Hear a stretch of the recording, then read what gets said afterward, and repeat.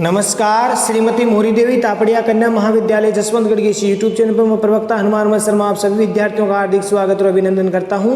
प्यारे विद्यार्थियों, बीए द्वितीय वर्ष की कक्षा के अंतर्गत हिंदी साहित्य विषय में साहित्य निबंध व नाटक आपका जो द्वितीय प्रश्न पत्र है प्यारे विद्यार्थियों, उसमें निबंध संग्रह पुस्तक से निबंध पाठन के गद्यांशों की व्याख्या की जा रही है।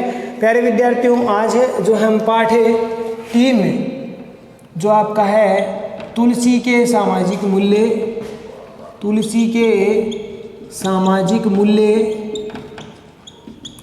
ये जो निबंध है डॉक्टर रामविलास शर्मा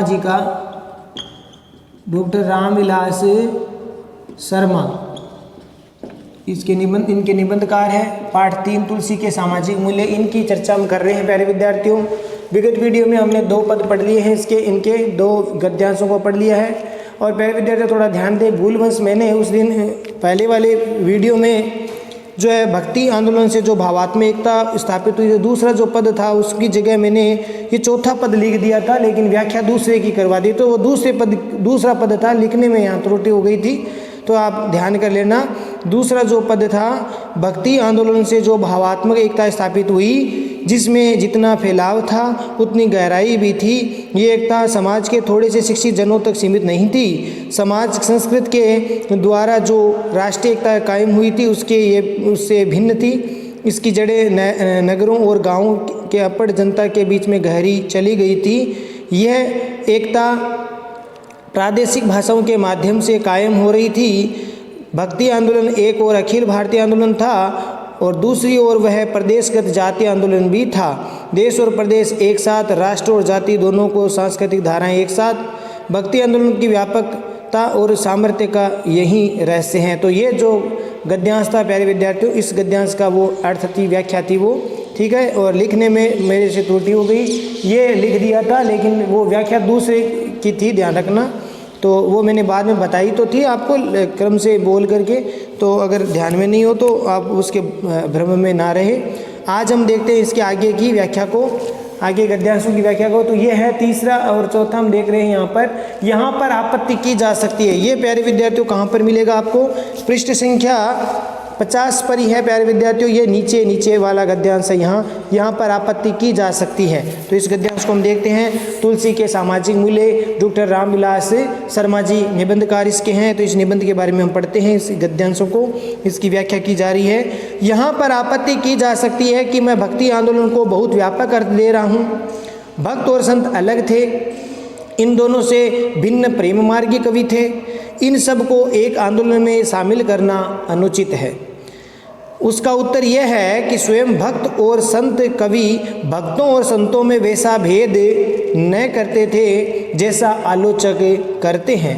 संत सवा चहु दिसे अंबराई, श्रद्धारी तु बसंत सम आई।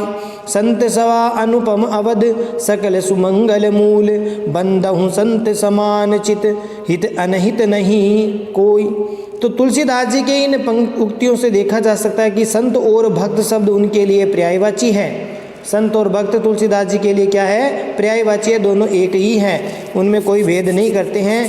बाकी आज के आलोचक है वो भक्तों और संतों को अलग अलग देखते हैं, भक्त कवियों को, संतों को अलग अलग देखते हैं। तो ये यहाँ पर उस पर व्यंग्य किया है डॉक्टर रामविलास शर्मा जी ने। तो प्यारे विद्यार्थियों, प्रसंग में आपको किस प्रकार से लिखना है इसको? प्रसंग में आपको लिखना है कि प्रस्तुत अवतरण या गद्यांश तुलसी के सामाजिक मूल्य निबंध से उद्धृत है, जो कि डॉक्टर रामविलास शर्मा जी द्वारा रचित है, ध्यान रखना। तो प्रस्तुत गद्यांश डॉक्टर रामविलास शर्मा जी द्वारा रचित तुलसी के सामाजिक मूल्य निबंध शीर्षक से उद्धृत है। और इसमें रामविलास शर्मा जी ने भक्ति आंदोलन के महत्व पर प्रकाश डाला है और साथ ही साथ उसके बारे में होने वाली शंकाओं पर भी विचार किया है। इसमें उन्होंने स्पष्ट किया है कि आज की तुलना में भक्ति काल में जातीय एकता प्रबल रूप से व्यापक विकसित थी, प्रचलित थी।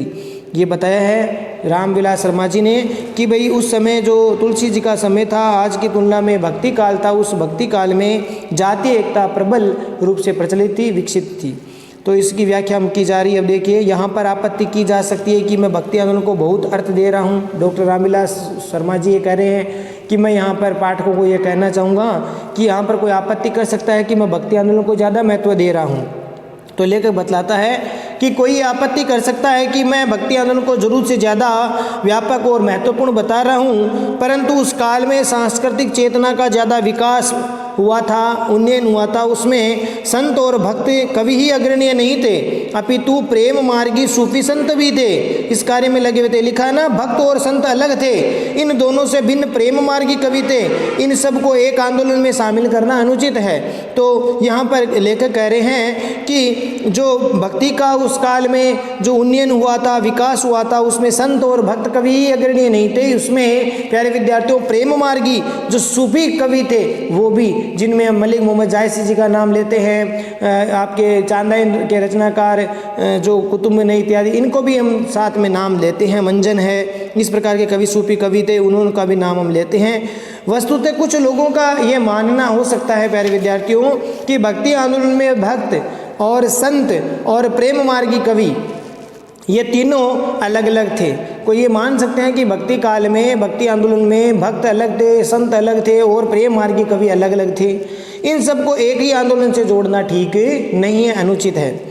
डॉक्टर रामविलास शर्मा इस पर आपत्ति का उत्तर देते हुए कह रहे हैं, इस आपत्ति का, इस प्रश्न का उत्तर देते हुए कह रहे हैं, उन्होंने बताया कि आज के आलोचक भले ही भक्तों को और संतों को अलग अलग मानते हो, आज के जो आलोचक है उनके ऊपर यहाँ पर टिप्पणी कर रहे हैं डॉक्टर रामविलास शर्मा जी, और कह रहे हैं कि भले ही आज के जो आलोचक है वो संतों और भक्तों को अलग अलग मानते हो, जबकि लेखक या भक्ति काल में भक्त और संत कवि आपस में भेदभाव नहीं रखते थे। जो संत या भक्त कवि थे वो आपस में किसी के साथ में भेदभाव नहीं रखते थे। भले ही आलोचक रखते होंगे कि भक्त अलग है, संत अलग है, भक्त कवि अलग है, संत अलग है, बाकी भक्ति काल में भक्त और संत जो कवि थे वो दोनों एक ही थे, उनमें कोई भेदभाव नहीं रखते थे।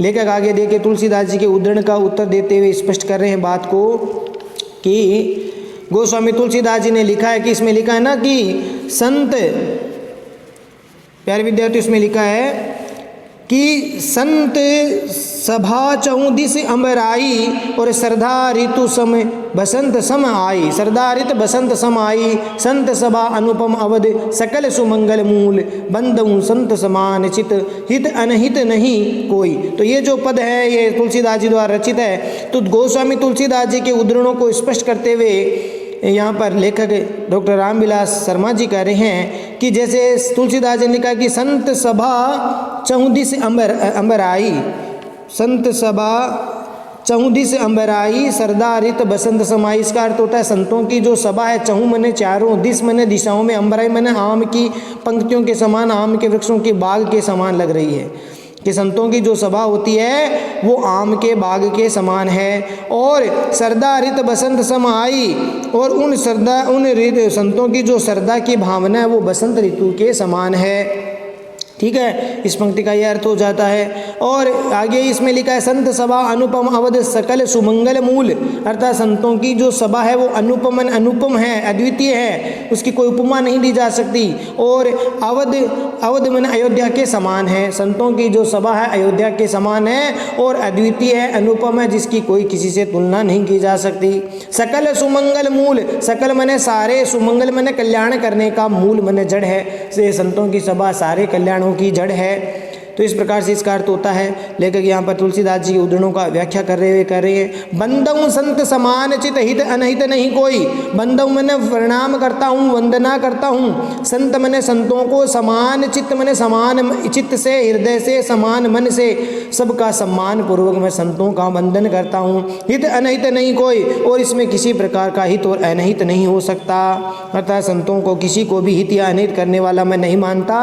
संत हमेशा हित ही करते हैं, अच्छा ही करते हैं। तो ये तुलसीदास जी ने भी कहा है, यानी संतों ने भक्ति काल में संतों और भक्तों ने, भक्त कवियों में और संतों में किसी प्रकार कोई भेदभाव नहीं था। हाँ, आज के आलोचक जरूर अलग अलग मान सकते होंगे। इस पर यहाँ पर रामविलास शर्मा जी टिप्पणी कर रहे हैं, व्यंग्य कर रहे हैं कि आज के आलोचक संत भक्ति काल के संतों और भक्त कवियों को अलग अलग देखते हैं, जबकि उस काल के भक्ति काल के जो कवि और जो संत थे वो किसी में भी भेदभाव नहीं करते थे। ये बात यहाँ पर कहना चाहते हैं प्यारे विद्यार्थियों। साथ ही साथ आगे ये लिखा है कि तुलसीदास जी की इन पंक्तियों से देखा जा सकता है कि संत और भक्त शब्द उनके लिए पर्यायवाची है। तो तुलसीदास जी किसी में भेदभाव नहीं करते। तुलसीदास जी का ये बात से पता चलता है कि डॉक्टर रामविलास शर्मा जी कह रहे हैं कि तुलसीदास जी ने संतों और भक्तों का एक ही रूप में अर्थ में प्रयोग किया है। तुलसीदास जी संतों और भक्तों में अलग अलग रूप नहीं, भेद नहीं मानते हैं। तुलसी साहित्य में संत और भक्त शब्द पर्यायवाची के ही रूप में प्रयुक्त हुए हैं। तुलसी साहित्य में संतों और भक्तों को एक ही पर्यायवाची के रूप में प्रयुक्त किया है, इसलिए भक्त और संत कवियों में कोई भेद मानना अनुचित है। इस प्रकार से अगर संतों और भक्तों में, भक्त कवियों में, संत कवियों में अगर भेद मानते हैं तो ये अनुचित है, ऐसा लेखक कह रहे हैं। विशेष वाले पॉइंट में प्यारे विद्यार्थियों आपको लिखना है, लेखक अपने आप को बहुत विद्वान मानने वाले जो आलोचक हैं उनकी कमी की ओर इशारा करते हैं, संकेत करते हैं। उनका दृष्टिकोण ये दिखाने का रहा है, लेखक का दृष्टिकोण ये है कि भक्ति काल में किसी भी तरह का भेदभाव नहीं रहा था। भक्ति काल में किसी भी प्रकार का कोई भेदभाव नहीं था और भक्ति काल में जाति आदि का आपसी विरोध भी नहीं था। ये स्पष्ट करने के लिए ही लेखक ने संतों और भक्तों वाली बात को कहा है, उजागर किया है। भाषा प्यारे विद्यार्थियों तत्सम प्रधान सरल है, तत्सम प्रधान भाषा का प्रयोग किया गया है। और शैली की बात करें तो विवेचनात्मक शैली, उद्धरणात्मक शैली का प्रयोग इसमें किया गया है। विवेचनात्मक शैली और उद्धरणात्मक शैली का किया है प्रयोग, विवेचनात्मक और उद्धरणात्मक, विवेचनात्मक और उद्धरणात्मक शैली का निबंध है ये, इस शैली का प्रयोग किया गया है। भाषा तत्सम प्रधान और भाषा सरल है, सहज है। चलिए प्यारे विद्यार्थियों, ये गद्यांश आपको समझ में आ गया होगा। अगला गद्यांश देखते हैं। इस रहस्यवाद का सामाजिक महत्व असाधारण है। ये कहाँ मिलेगा आपको?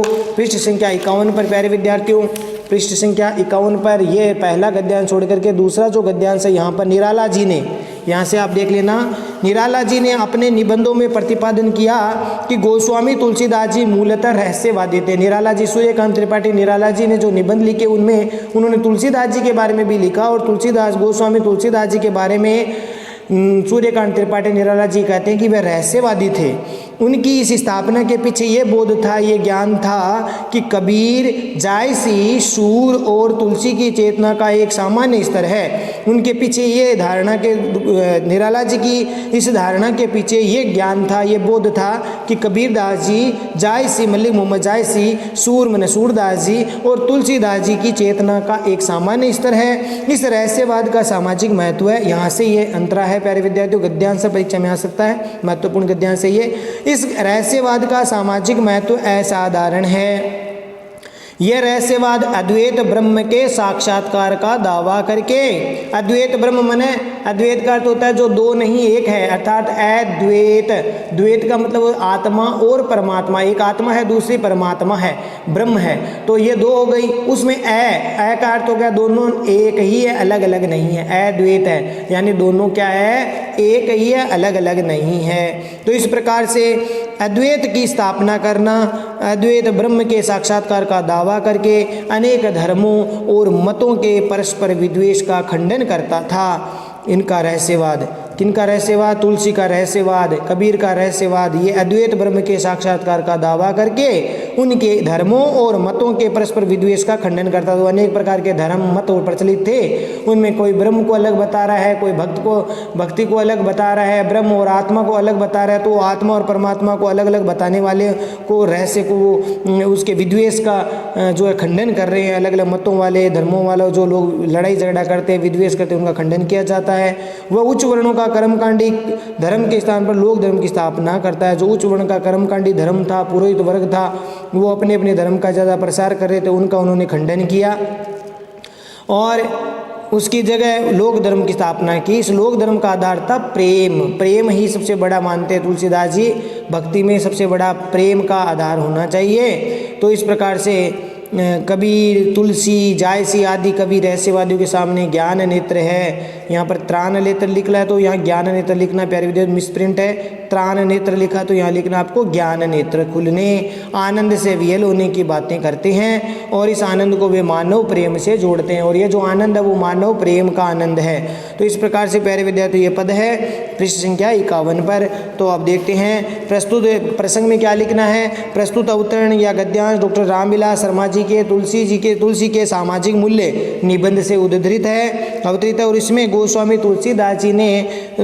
तुलसीदास जी की जो काव्य चेतना है उसका विवेचन करते हुए निराला जी ने, सूर्यकांत त्रिपाठी निराला जी ने अपने निबंधों में उन्हें मूलतः क्या बताया था? रहस्यवादी बताया था।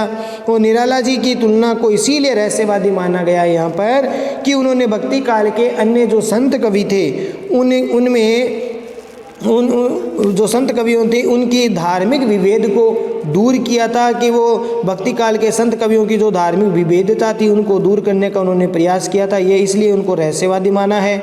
लेखक इस प्रसंग में निराला जी के मंतव्य को आगे स्पष्ट करते हुए कहते हैं, निराला जी ने जिस प्रकार से कबीर, व्याख्या आप देखिए प्यारे विद्यार्थियों, निराला जी ने जैसे कबीर, सूर, जायसी, तुलसी आदि को रहस्यवादी बता करके ये स्पष्ट करना निराला जी ये बताना चाहते थे प्यारे विद्यार्थियों कि कबीर, सूर, जायसी, तुलसी को रहस्यवादी इन्होंने बताया।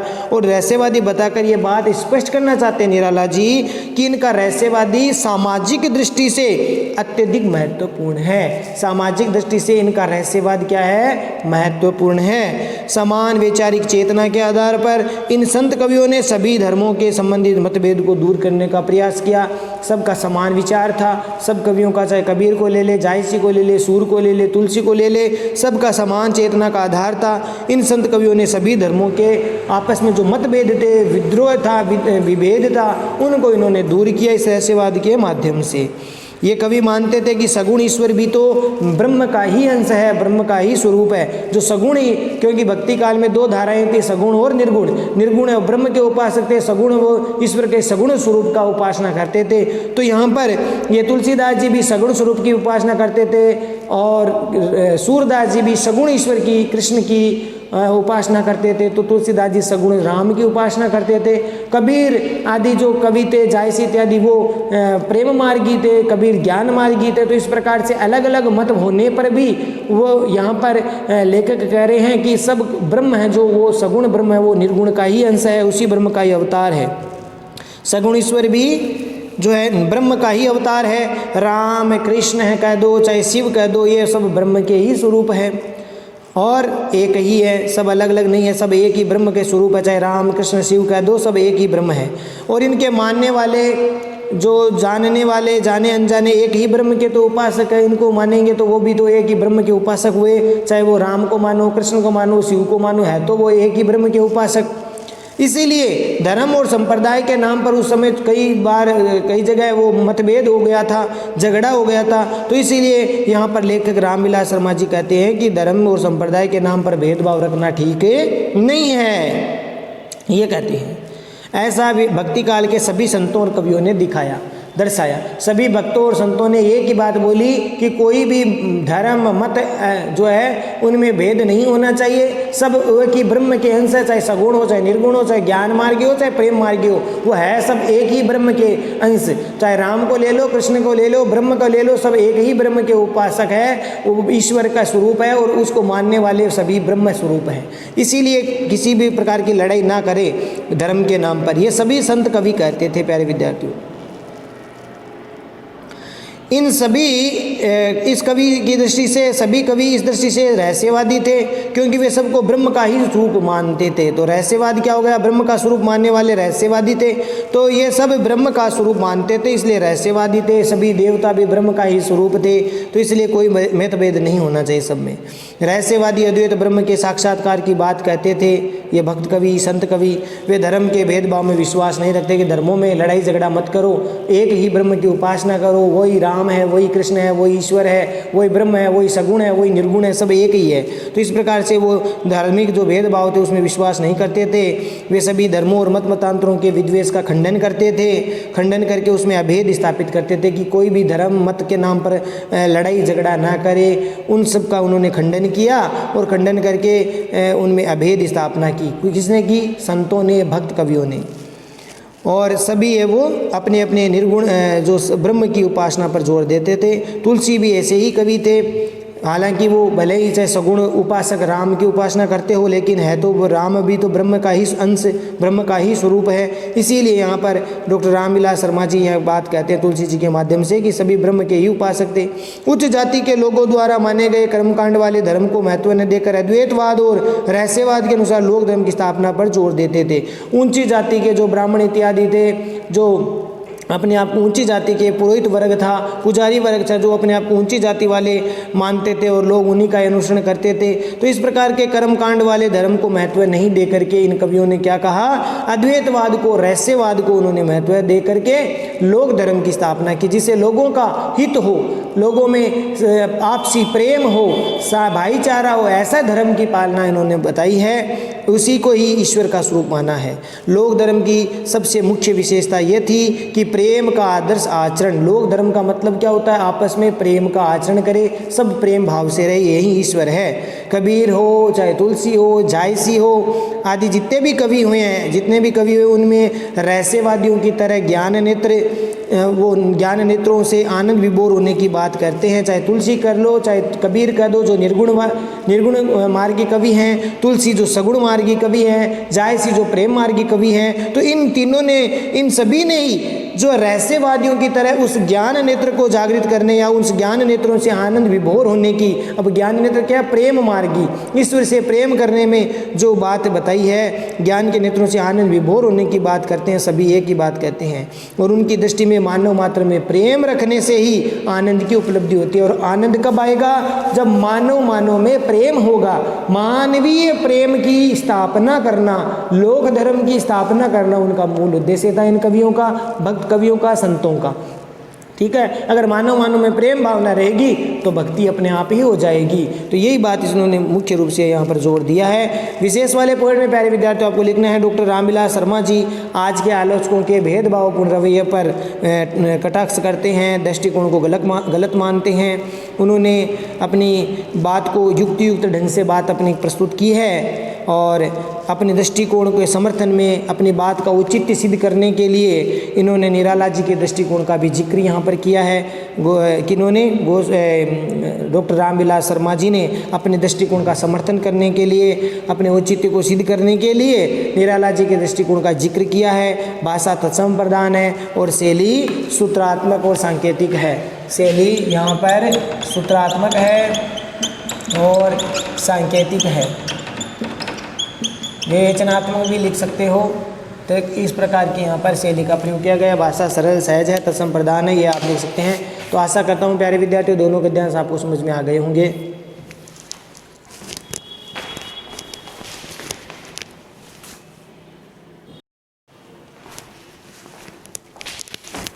तो प्यारे विद्यार्थियों आज के लिए बस इतना ही। अगले वीडियो में फिर हाजिर होंगे तुलसी के सामाजिक मूल्य के आगे गद्यांशों की व्याख्या को लेकर के। तब तक के लिए इन दोनों गद्यांशों को ठीक प्रकार से आप तैयार करेंगे, समझेंगे, नोट्स बना करके याद भी करेंगे। चैनल को लाइक, शेयर और सब्सक्राइब करना ना भूलें। जय भारत, जय हिंदी। धन्यवाद विद्यार्थियों।